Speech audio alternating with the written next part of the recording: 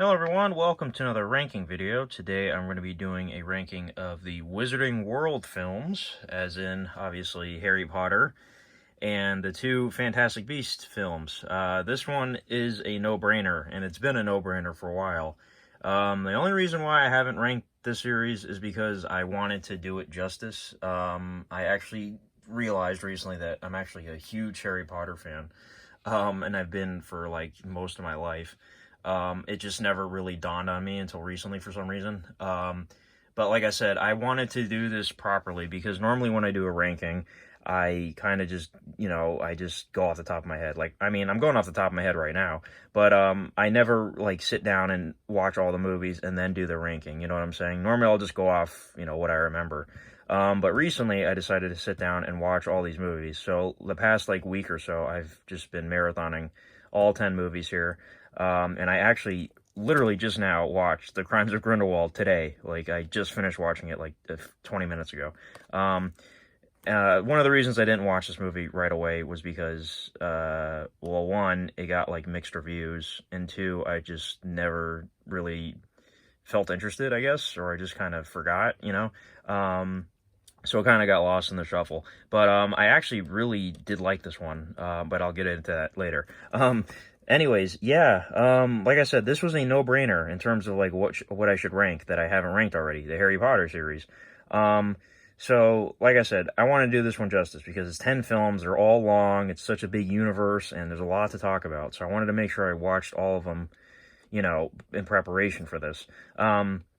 So this is going to contain spoilers, obviously, if you haven't seen these movies by now. I'm going to be talking specifics, and obviously this is the most recent, and I just saw it, so I'm going to be talking about spoilers in that. So I'm going to start doing a new thing on my rankings. I'm actually going to pin a comment below where it's going to be called the short version. So I'm just going to put my ranking in the comment if you don't want to listen to me babble on for like, however long this video is going to be. So from now on in my ranking videos, I'm going to pin a comment with my ranking if you want to look at it, and see for yourself what the ranking is without having to watch for, like I said, I don't know how long this video is going to be, because I'm going to talk and talk and talk. So let's get into it. Now, let me also say real quick, I did grow up with this series. I don't remember the first time I watched the first two movies. But I hold the first two movies in very high regard, and I recently found out that a lot of people actually don't like Chamber of Secrets. I think a lot of people think it's boring, it's too long, whatever. I have never had a problem with Chamber of Secrets, so it's going to be high on my list. I'm just letting you guys know, along with the first movie. I hold the first two movies in their own, like, separate wing. I cherish those first two movies that Chris Columbus directed. Yeah, those are in a totally separate category for me in terms of, like, loving them. So they're going to be very high up on my list. Just letting you guys know. And also Fantastic Beast, both the first and second movie, these are my bottom two movies. Now, I don't hate them or anything like that. I just prefer the Harry Potter films. So these are just, unfortunately, in the bottom two. And they're the most recent, obviously. They're the ones I've seen the least. Obviously, Grindelwald I just watched. So... but I don't hate them. So, yeah, I like all these movies. They're all great. So let's get into it. So, coming in 10th place is going to be Crimes of Grindelwald, like I just said. Now, even though it's in last place, I really like this one. And I kind of understand why people didn't. I think they were probably expecting more Dumbledore. Maybe Dumbledore versus Grindelwald, But you got to understand, as far as I understand, this series is supposed to be 5 films.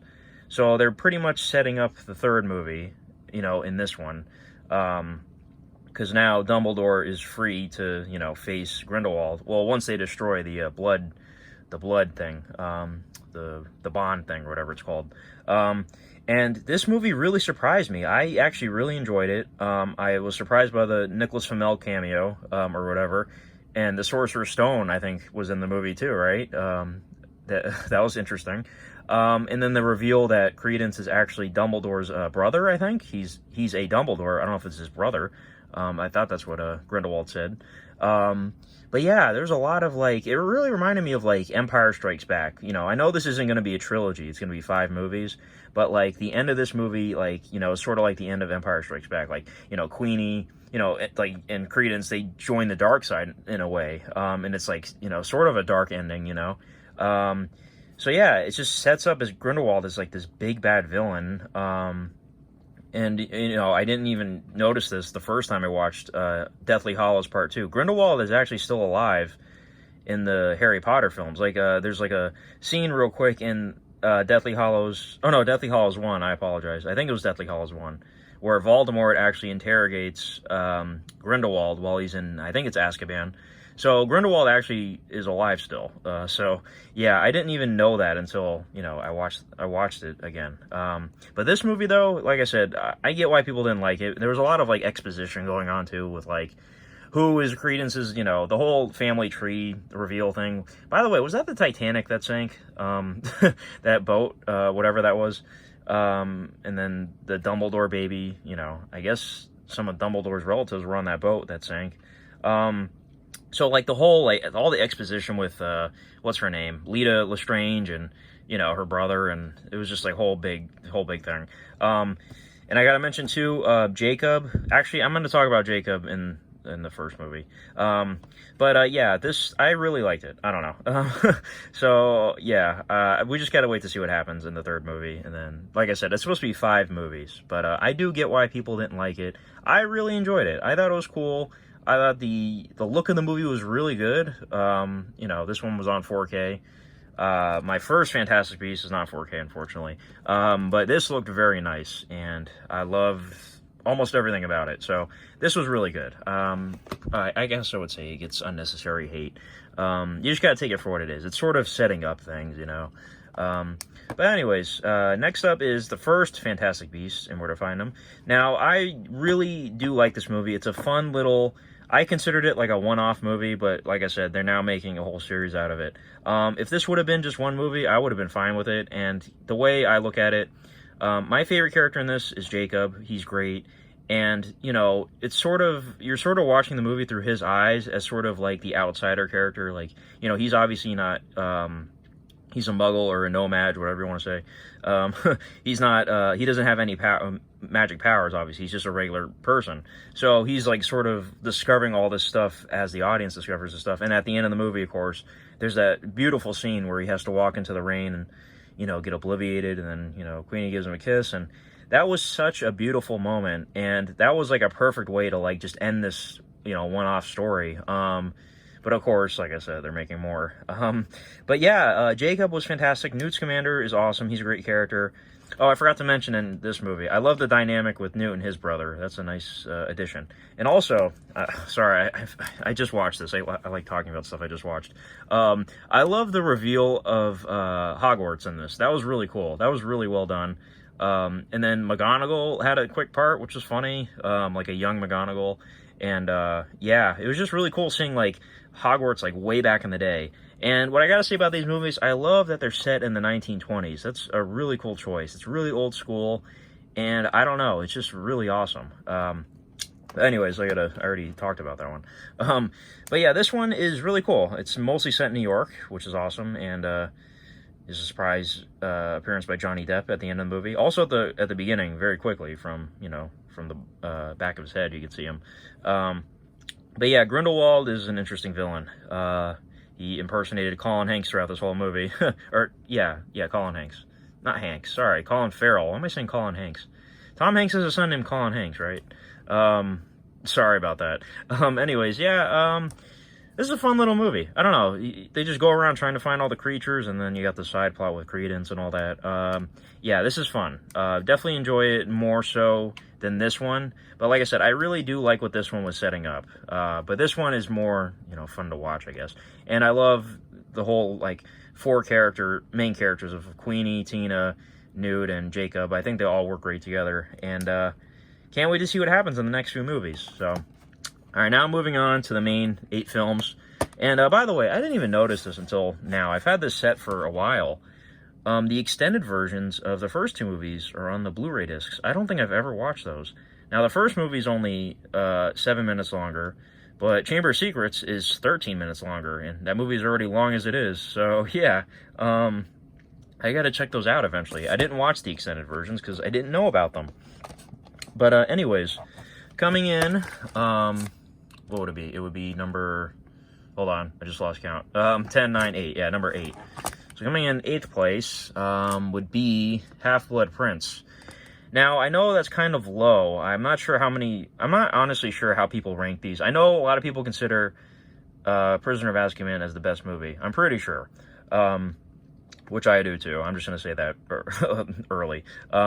But Half-Blood Prince, for some reason, I can never remember what happens in this movie. Like, I know I just watched it recently, but I always forget, like, the bulk of the movie. The only thing I remember about Half-Blood Prince all the time is that, you know, Dumbledore dies and Snape kills him. And, you know, there's a lot of great moments throughout the movie, though, where it's like, okay, is Snape on the good side or the bad side? There's a lot of, like, mystery behind that. And there's, like, a lot of tension between, like, oh, is Malfoy or Draco Malfoy going to kill Dumbledore and all this stuff going on.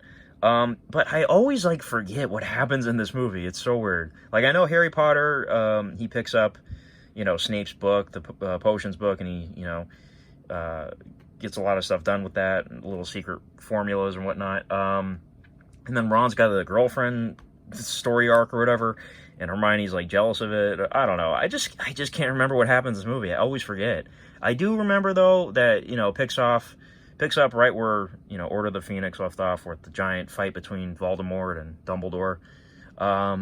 You know, and then Dumbledore and Harry, you know, discover about the Horcruxes or whatever. Yeah, I don't know. But, like I said, the best part of this movie, the best part is the ending. Like, it's so crazy.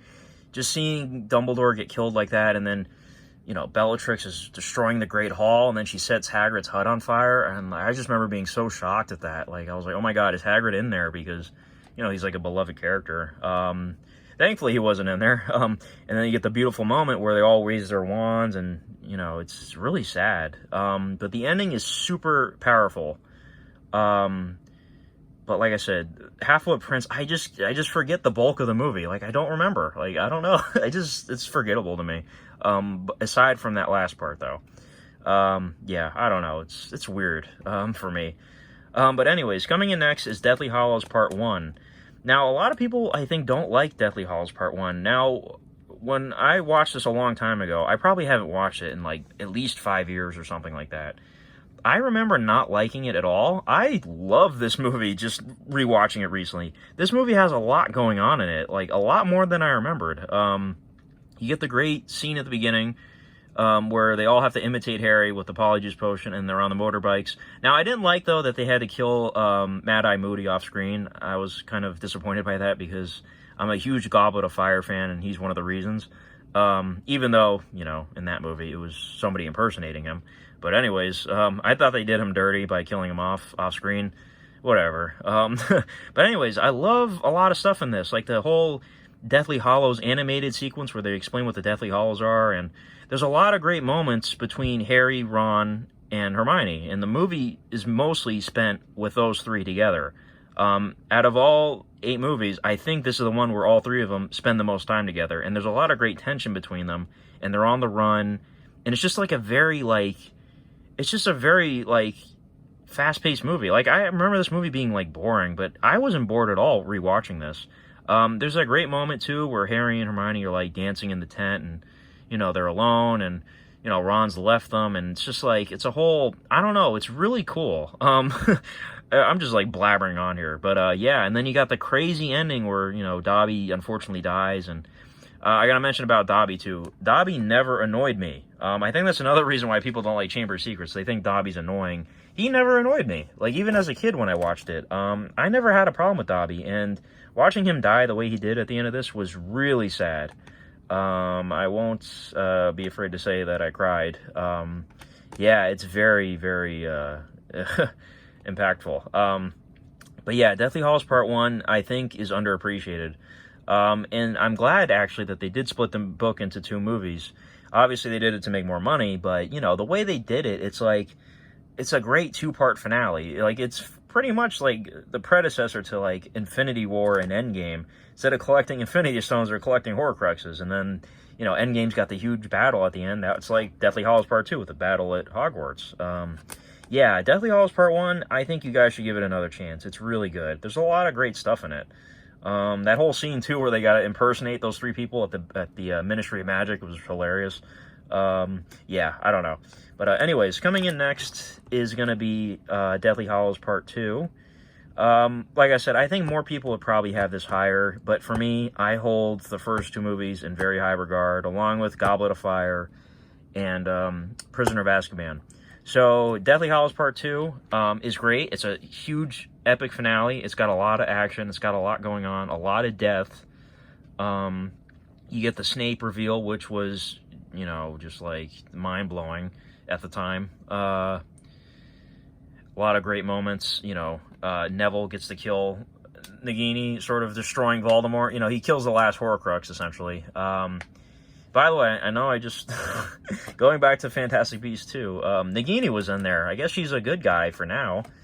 We'll see what happens. Anyways, Deathly Hallows Part 2, yeah, great finale. I mean, it's a crazy movie. You know, Harry dies, essentially. You know, takes the Resurrection Stone, comes back to life. And then you got the whole, how can I forget, the beginning of the movie where they have to go to Gringotts and, you know, find the Horcruxes in the vault. And yeah, it's just a awesome opening. You know, Hermione's got to impersonate Bellatrix, and I don't know, it's an amazing finale. Yeah, Deathly Hallows Part 2, really good movie. All right, coming in next, oh, you know what, I'm sorry guys, I screwed up. I totally screwed this up. I forgot about Order of the Phoenix. Okay, so this is the order it's supposed to be. Oh my god. No pun intended, order. This is 10th place. This is 9th place. This is 8th place. Order of Phoenix is 7th place. My bad. I totally skipped that. So this would be 6th, and this would be 5th. Sorry about that, guys. I totally screwed up. Okay. I think that's the first time I've ever done that. Sorry, it's just like a lot of... See, if I had all these movies individually in like a stack, I could pull them out one by one, but, you know, I'm just flipping discs here. Sorry about that. Order of the Phoenix. Okay, sorry. Yeah, Order of the Phoenix, something about this movie just doesn't click for me. I do like that you get a lot more Sirius Black in this, and I do like the ending fight with Voldemort and Dumbledore. That fight is awesome. But, of course, everybody hates Dolores Umbridge, which, you know, it's not a fault in the movie. You know, it's a great, you know, character that you're supposed to hate, obviously. But I don't really love Order of the Phoenix that much. Like, the ending... Okay, the reason why. The ending of Goblet of Fire was so dark, and this movie didn't, like, really capture that. You know what I mean? Now, I think it's because this is the first movie that David Yates directed, and he's gone on to direct every movie since. He's literally directed... 6 out of these 10 movies. So I guess he's like permanently the, you know, Harry Potter director, or Wizarding World director, whatever you want to call it. So I don't know if it was because this is the first time he directed one of these, but something about this movie just doesn't click for me. But like I said, there's a lot of cool stuff in it. You know, unfortunately Sirius Black does die, and I'll talk about him more when I talk about Prisoner of Azkaban. But yeah, I don't know. Order of the Phoenix is fun, though. Like, I'm not saying it's bad or anything, but that's why it's kind of low on my list. I don't know. Maybe some people might have it higher, but that whole fight at the end was awesome. Yeah. So anyways, okay, it was Half-Blood Prince, then that, and then Deathly Hallows. All right, so coming in at 4th place is actually going to be Chamber of Secrets. Now, Chamber of Secrets is really cool movie, I think. I love the beginning with the flying car and all that stuff. And also, you know, Dobby, I don't know. I always liked Dobby. I never had a problem with Dobby. I mean, I get it, though, watching it now. Like, I see why people would think he's annoying. But, I don't know. I always thought he was like an innocent little, you know, he was just doing his master's bidding, you know. And then you got the crazy ending with Harry Potter in the Chamber of Secrets with the giant snake. Or the basilisk, sorry. This movie freaked the hell out of me when I was a kid, because that was really dark, and there's blood, and, you know, he stabbed the snake with a sword, and all that, and then he stabbed the book with the fang, or whatever it was, and it was bleeding. It was crazy, and it was, like, sort of like a murder mystery. Like, kids were not getting killed off, but, like, I remember Hermione was, like, frozen solid or whatever, and they were all in the infirmary. Yeah, just a really cool, like, mystery movie, and I don't know, I just really like Chamber of Secrets. I know a lot of people don't, but I don't think it's boring. Come on, all these movies are long. And I gotta mention, too, people don't talk about the beautiful ending to this movie. This was the perfect segue to, like, Prisoner of Azkaban making things, like, dark. You know what I mean? The ending of this movie with Hagrid coming back, and then they're all celebrating in the Great Hall, and then the music's playing. My favorite Harry Potter theme, I think it's called Leaving Hogwarts, the name of that track, the John Williams track that plays. That is such a beautiful ending, and they're all hugging Hagrid, and they're, like, crying, tears of joy, and it was, like, such a huge, happy moment. And then just go on later on to where you see, like, how Hogwarts getting destroyed and all these people getting killed. You know, it's a perfect, like, way to cut off from, okay, these are the happy times. Now we're going to the dark times. I don't know. A lot of people don't really point that out, but I always remember that about Chamber of Secrets. It's got such a beautiful, happy ending. Yeah, I don't know. But anyways, Chamber of Secrets is 4th place for me. Now, coming in at 3rd place is going to be the original movie. Now, I almost want to put this higher, but, you know, I really love Goblet of Fire and Prisoner of Azkaban, and I'll get to those. But the first movie is so classic. I've probably honestly watched this more times than all the other movies. You can watch this anytime. It's a great introduction to the whole world. They did a great job creating this world.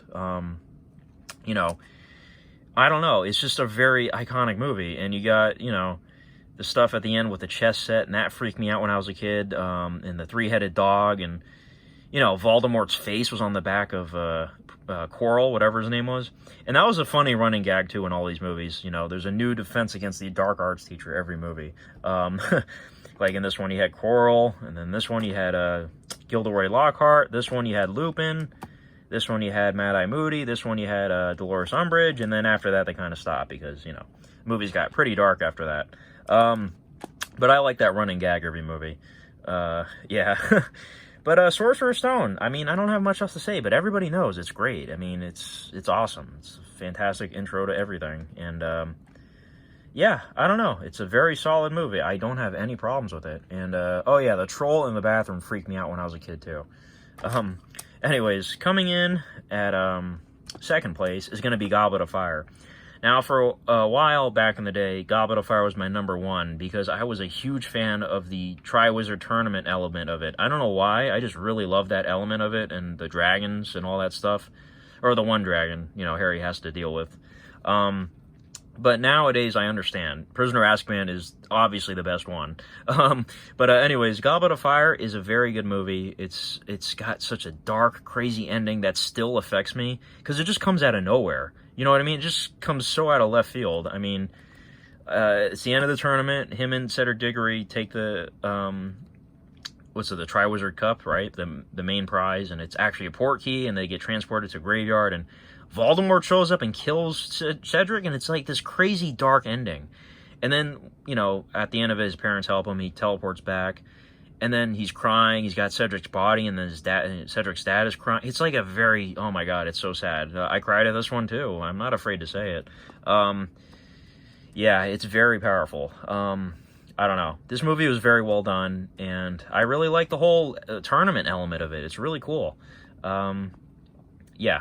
But anyways, coming in next, in 1st place, is Prisoner of Azkaban. Now, I have a funny story about Prisoner of Azkaban. This movie came out when I was 8 years old. I don't remember the first time I watched the first 2 movies, because I was too young to know, but, you know, I must have been like 6 or 7, you know, at least. Because the first movie came out, I think, in 2001, right? So, I was 5 years old. So, 5, 6, or 7 is when I watched the first 2. This movie I watched in 2004 in theaters with my summer camp, actually. I used to go to summer camp every year. And sometimes we would go on field trips. And we happened to go to a movie theater one day, and we saw this movie. I was 8 years old. Now, watching this movie nowadays, it's fine, obviously. But when I was a kid, this movie freaked me out in the theater. I was not expecting... Alright, I know what it is. It was the Dementors. Those things freaked me out. And then it didn't help that Lupin turned into a werewolf and was creepy and terrifying, and I don't know. Oh yeah, I forgot to mention that the Forbidden Forest freaked me out in Chamber of Secrets. But Prisoner of Azkaban really messed with me when I first watched it, because I was 8 years old, and I just wasn't expecting it to get that dark, because this movie gets very dark at the end. Well, not like, you know, dark, but, you know, it just gets dark as compared to the first 2 movies. And then, you know, I just remember being terrified when Sirius Black turns into the dog, and then he's fighting Lupin as a werewolf, and they're fighting each other. I just remember being so scared of that. And then we walked out of the theater, and I was so terrified. But my friends were like laughing at me, like, "Why are you so terrified?" I'm like, "That movie was so scary." Um, yeah. But Prisoner of Azkaban is awesome. I mean, Alfonso Cuarón directed this. He went on to win an Oscar for directing Gravity, right? So this movie has a style like none of the other movies have. This movie like lives on its own, like in terms of like having a whole. Like, he did a great job with his, like, atmosphere. You know what I mean? And it's got the whole time travel element at the end, which is cool. And then, of course, I got to talk about Sirius Black. Gary Oldman is one of my favorite actors. He's definitely in my top 5 of all time. And he is fantastic in this movie. And I love his whole, like, character and, you know, his whole, like, dynamic. You know, I've been waiting for 12 years in Azkaban. Yeah, it's just a really cool story with twists and turns and the time travel thing, and it's just a really cool movie. I love it. Prisoner of Azkaban is number 1. And that's it, guys. That is my ranking. I totally screwed up the order for a minute there, but I'll put the correct version in the comments, obviously, if you got confused. But let me know your thoughts on my ranking. Do you guys agree with anything I said or disagree with anything I said? And let me know how you rank these below. And yeah, and did I forget to mention anything? I'm trying to, like, because there's a lot of stuff in Harry Potter, obviously. I guess I'll just say real quick, rest in peace, Alan Rickman. You know, rest in peace, Richard Harris, who was the first Dumbledore. Rest in peace, anybody that, you know, unfortunately passed away. Those guys were awesome. And, you know, I sort of prefer the first Dumbledore. But the way the movies changed, you know, you kind of had to have the younger, I assume Michael Gambon is younger than Richard Harris was. I can't picture Richard Harris Dumbledore, you know, fighting Voldemort in Order of the Phoenix, you know. But I do really love his Dumbledore in the first 2 movies. But that's it. I just never really understood that I was a huge fan of this series like I really am, you know. It never dawned on me until, you know, I was rewatching these now, and yeah, I'm a huge Harry Potter fan. I just don't really show it, I guess. But that's it, guys. Let me know your thoughts down below, and I'm going to stop talking because this video is really long. Thanks for watching, guys, and have a good one. Bye-bye.